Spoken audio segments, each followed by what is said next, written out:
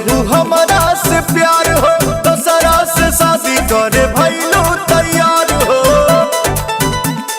हाँ, काहे खाती कैले रहू हमारा से प्यार हो, दूसरा से शादी करे भइलू तैयार हो।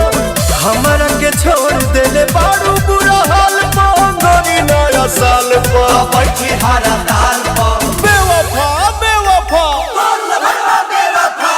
डीजे बजा के तोरा बीच जाए माल पा, किस ले हम गाल पा।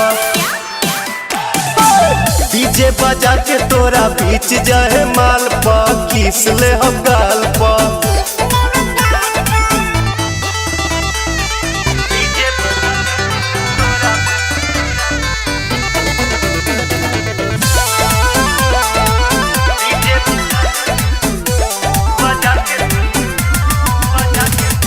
जदी बरियारी दीवाना के जे रोकी, सिक्सर के 6 गोली छाती में ठोकी। छाती में ठोकी हो छाती में ठोकी। सथे बाउंसर रही सही को फ्रेंड हो, कुछ ना उखाड़ पहिए तोहर हसबैंड हो। हाथे आके फेरे लागब सोना जैसन बाल पा, भारी परब काल पा बैठी हरा ताल पर। तुम सिर्फ मेरी हो पगली, और मैं किसी का होने नहीं दूंगा। अरे साफ इज्जत डुबाइए देबा का। डीजे बजा के तोरा बीच जाए माल पा, किस ले हकार पा। ना मनबो बोला डीजे बजा के तोरा बीच जाए माल पा, किस ले हम गाल पा।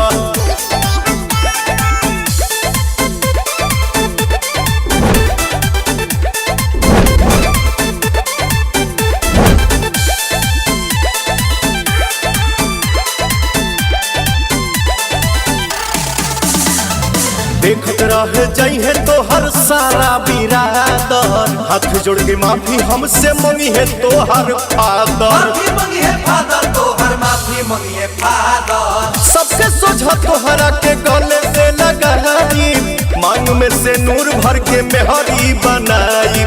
पवन के दिल टूटी तोरा यही चाल पा, भाई साथी रोवे सब तोरा यही हाल पर। बेवफा बेवफा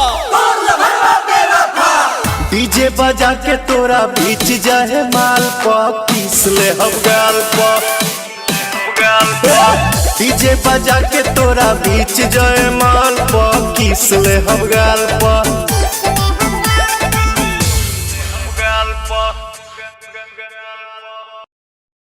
डीजे बजा के तोरा बीच जाए माल पा, किस ले हम गाल पा।